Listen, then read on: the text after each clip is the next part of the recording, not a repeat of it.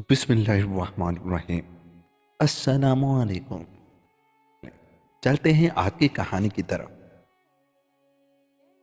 ایک تھا بادشاہ، اس کے 4 لڑکے تھے۔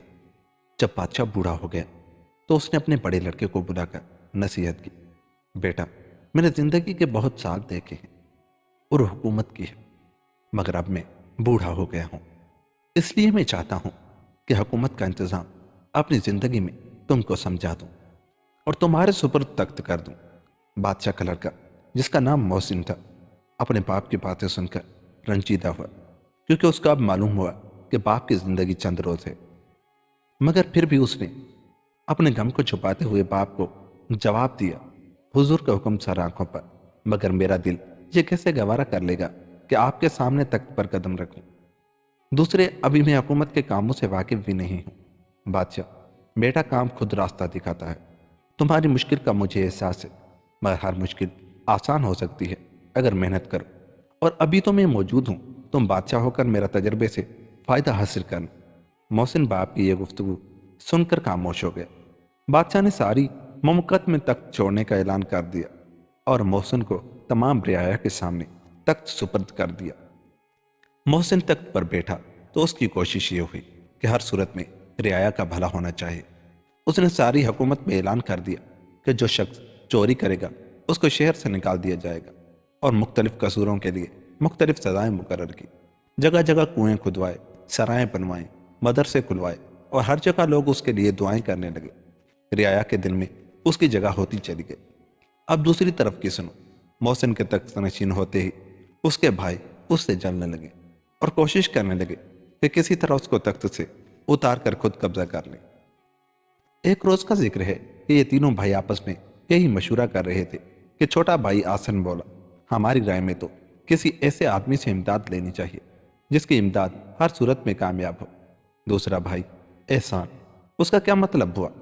تیسرا بھائی محاسن، مطلب یہ ہوا کہ ایسی امداد ملے کہ ہر صورت میں ہم میں سے ایک تخت کا وارث ہو جائے، مگر یہ ممکن جب ہی ہو سکتا ہے جب کہ محسن اس دنیا میں نہ رہے۔ محسن کے ہوتے ہوئے ہمارا کامیاب ہونا اس حد مشکل ہے۔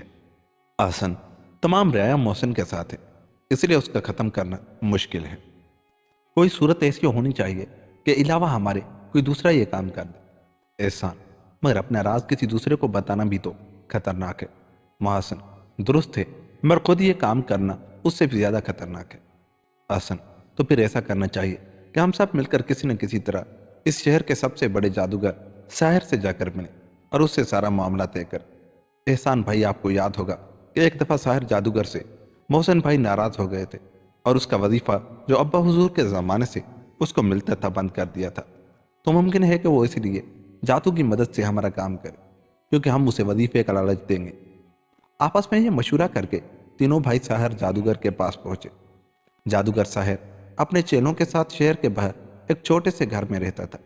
بادشاہ کے لڑکوں کو دیکھ کر وہ ادب سے کھڑا ہو گیا اور سلام کر کے ان شہزادوں کو اچھی جگہ بٹھایا۔ خوب خاطر کی، کھانے پینے کے بعد شہزادہ محسن نے کہا، ساحر جادوگر، ہم تمہارے پاس اس کام کے لیے آئے ہیں کہ ہم اپنے بھائی محسن کا تخت حاصل کرنا چاہتے ہیں، اور یہ جب ہو سکتا ہے جب کہ محسن اس دنیا میں نہ ہو، مگر اس کا مارنا آسان نہیں ہے۔ اس لیے ہم یہ چاہتے ہیں کہ تم کوئی ایسا طریقہ بتاؤ کہ سانپ بھی مر جائے اور لاٹھی بھی نہ ٹوٹے اور ہم کو تخت مل جائے۔ اگر یہ سب ہو گیا تو ہم تم کو بے شمار دولت دیں گے۔ ساحر جادوگر، جناب عالی کا کام بہت مشکل ہے۔ شاہ محسن اپنی رعایا کا پیارا بادشاہ ہے، اس لیے اس کا مارنا آسان کام نہیں، مگر میں جادو کے زور سے اس کو ختم کرنے کا ایک عمل بتاتا ہوں، اگر تم کر سکو تو کامیاب ہوگے۔ تینوں شہزادے خوشی سے اچھل پڑے اور اس سے عمل پوچھنے لگے۔ ساحر جادوگر نے کہا، میں تم کو ایک گیند اور 3 پڑیا پڑھ کر دیتا ہوں، تم اس گیند کو زمین پر لٹکا دینا اور اس کے پیچھے پیچھے چلے جانا، جہاں یہ گیند رک جائے تم وہاں زمین کھودنا، تم کو ایک دروازہ دکھائی دے گا، تم کہنا جادو کے دروازے ساحر کے حکم سے کھل جائے، دروازہ کھل جائے گا، تم اندر چلے جانا، جہاں تم خود کو ایک عالیشان محل میں پاؤ گے، جہاں ہر طرف خوبصورت چشمے بہتے ہوئے ہوں گے اور سبزہ ہی سبزہ ہوگا، مگر آدمی کوئی نہ دکھائی دے گا۔ مگر تم گھبرانا مت، بلکہ مشرقی دالان کی طرف بڑھنا، وہاں تم کو ایک پنجرے میں ایک طوطا لٹکا ہوا ملے گا، تم طوطے کا پنجرا اتار لینا، پنجرا اتارتے ہی طوطا تم سے تمہارا نام پوچھے گا، تم اسے صرف یہ کہنا کہ ہم شہر کے بھیجے ہوئے آئے ہیں اور ہم کو تم اس بوتل کا پتہ بتا دو جس میں کالے دیو کی جان ہے۔ طوطا تم کو ایک کمرے کا پتہ دے گا، تم اس کمرے میں جانا، مگر کمرے میں کفل لگا ہوا ہوگا، مگر باہر ہی تم کو ایک بہت بڑا کچھوا دکھائی دے گا جو اس تالاب کے کنارے پر بیٹھا ہوگا، جو اس دالان کے قریب ہوگا۔ تم بڑھ کر اس کچھوے کو تلوار سے مار ڈالنا۔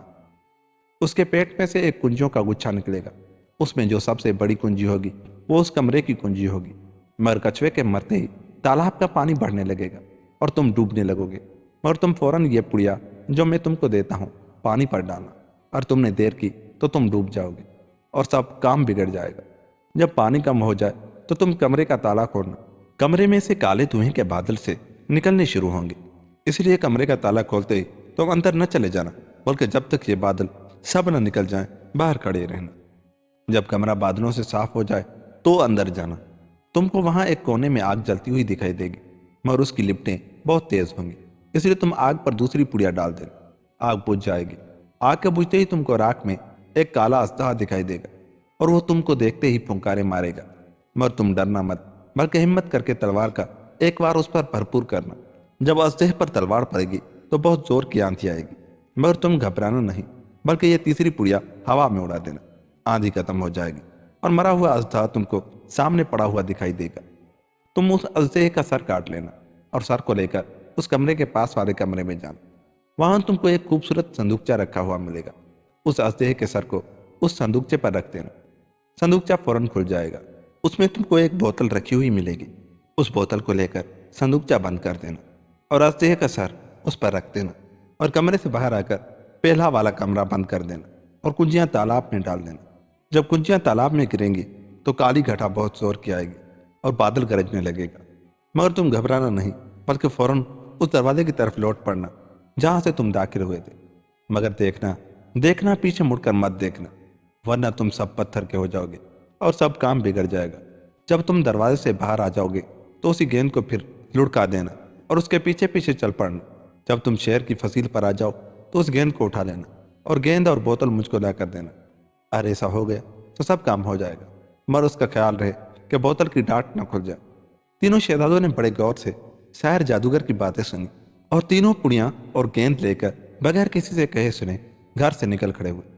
چلا چل 2 دن 2 رات کے بعد ایک جگہ گیند رک گئی۔ محسن شہزادہ فوراً گھوڑے سے اترا، اس کے ساتھ احسان اور آسن بھی اتر گئے۔ تینوں نے زمین کھودنی شروع کی۔ آخر 8 گھنٹے محنت کرنے کے بعد ان کو ایک دروازہ دکھائی دیا اور محسن نے فوراً ہی کہا، جادو کے دروازے شاعر کے حکم سے کھل جائے۔ دروازہ فوراً کھل گیا۔ شام ہو گئی تھی، یہ دروازے میں داخل ہو گئے۔ سامنے ہی ان کو ایک عظیم الشان محل دکھائی دیا جس میں خوبصورت چشمے بہہ رہے تھے اور سبزہ ہی سبزہ تھا۔ محسن نے احسان اور آسن سے کہا کہ اب شام ہو گئی ہے، سامنے کے دالان میں ہم لوگ رات کو سو جائیں، 2 دن کے تھکے ہوئے ہیں، باقی کام کل کریں گے۔ اور تینوں شہزادے خوب مزے سے سو گئے۔ اگلے دن صبح یہ لوگ اٹھے مگر کوئی آدمی نہ دکھائی دیا۔ وہ مشرقی دالان کی طرف چلے جہاں طوطے کا پنجرا لٹکا ہوا تھا۔ پنجرا اتارنا تھا کہ طوطے نے نام پوچھا تو محسن نے کہا کہ ہم ساحر جادوگر کے بھیجے ہوئے آئے ہیں، تم ہم کو اس بوتل کا پتہ دو جس میں کالے دیو کی جان ہے۔ طوطے نے ایک کمرے کی طرف اشارہ کیا، یہ سب اس طرف بڑھے، مگر کفل کو دیکھ کر وہ تالاب پر گئے جہاں کنارے پر ان کو ایک بڑا سا کچھوا دکھائی دیا جس کو انہوں نے فوراً تلوار سے مار ڈالا اور اس کے پیٹ میں سے کنجیوں کا گچھا نکال کر دالان کی طرف بڑھنا چاہتے تھے کہ تالاب کا پانی بڑھنے لگا۔ ایک پڑیا فوراً محسن نے پانی میں ڈالی اور پانی کم ہونے لگا اور انہوں نے کمرے کا کفل کھولا۔ کفل کھولتے ہی دھوئیں کے بادل کمرے سے نکلنے شروع ہوئے۔ جب دھواں ختم ہو گیا تو محسن اندر گیا اور کونے میں جو آگ جل رہی تھی اس پر دوسری پڑیا ڈالی، آگ بجھ گئی اور آگ میں ایک کالا اژدہا دکھائی دی جس پر محسن نے تلوار کا بھرپور وار کیا اور فوراً ہی زبردست آندھی آئی۔ محسن نے تیسری پڑیا ہوا میں ڈالی تو آندھی ختم ہو گئی، جس کے فوراً بعد محسن نے اژدہے کا سر کاٹا اور پاس والے کمرے میں جا کر صندوقچے پر اس کو رکھ دیا۔ صندوقچہ فوراً کھل گیا اور اس میں سے بوتل انہوں نے نکال لی اور صندوقچے پر اژدہے کے سر کو رکھ کر کمرے سے باہر آ گئے اور دوسرا کمرہ بند کر کے کفل لگا دیا اور کنجیاں تالاب میں پھینک کر جلدی اس دروازے پر آ گئے جس سے وہ داخل ہوئے تھے۔ مگر جب کنجیاں تالاب میں گریں تو عجیب قسم کی ڈراؤنی آوازیں آنا شروع ہوئیں، مگر انہوں نے ایک دفعہ بھی مڑ کر نہ دیکھا۔ دروازے سے باہر آ کر انہوں نے گیند کو زمین پر لٹکا دیا اور تینوں بھائی گھوڑوں پر سوار ہو کر روانہ ہو گئے۔ گیند شہر کی فضیل پر آ کر رک گئی۔ محسن نے گیند اٹھائی، بوتل پاس تھی ہی، سیدھے ساحر جادوگر کے پاس پہنچے اور دونوں چیزیں اس کے حوالے کر دی۔ اب ادھر کی سنی۔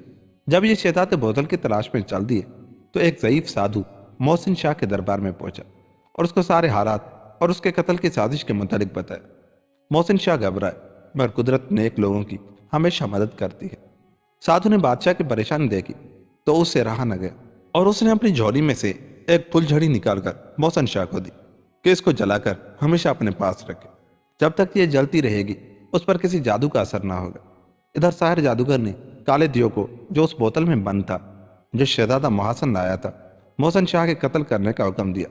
کالا دیو فوراً محسن شاہ کے محل میں ان کو قتل کرنے پہنچا، مگر وہاں کرامات کی پھل جھڑی کو جلتے ہوئے دیکھ کر فوراً ساحر جادوگر کے پاس آیا اور کہا، کالا دیو جناب، آپ کے حکم سے میں محسن شاہ کے قتل کے لیے گیا، مگر محسن شاہ کے پاس کرامات کی پھل جھڑی ہے، جس کی وجہ سے وہاں میری کچھ نہیں چل سکتی۔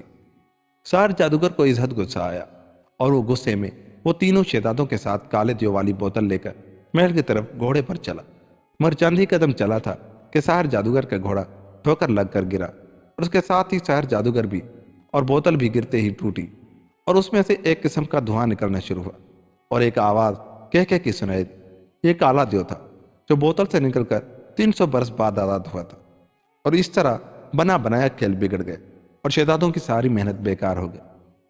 ساحر کے گھوڑے کو بادشاہ کی فوج نے گرا لیا تھا، جس کو محسن شاہ نے بھیجا تھا، اور انہوں نے اسے قید کر لیا اور بھائیوں کو بھی ساتھ لیا۔ محسن شاہ کی جان بچ گئی، مگر باوجود اس کے محسن شاہ نے اپنے بھائیوں کو معاف کر دیا اور سب مل جل کر رہنے لگے، مگر محسن شاہ نے ساحر جادوگر کو قتل کرا دیا تاکہ آئندہ لڑائی جھگڑے کا امکان نہ رہے۔ سچ ہے کہ جس کو خدا رکھے اسے کون چکھے۔ اچھوں کی ہر بلا دور ہوتی ہے۔ اب دعا کرو خدا نے جس طرح محسن شاہ کو مصیبت سے بچایا، ہم سب کو بچائے اور اچھا بننے کی توفیق عطا کرے۔ دوستو، اگر آپ کو ہماری یہ کہانی اچھی لگی تو جاتے ہوئے ہمارے چینل کو سبسکرائب کر لیں۔ ملتے ہیں کسی ایسی ہی کہانی کے ساتھ، تب تک اللہ نے کے بعد۔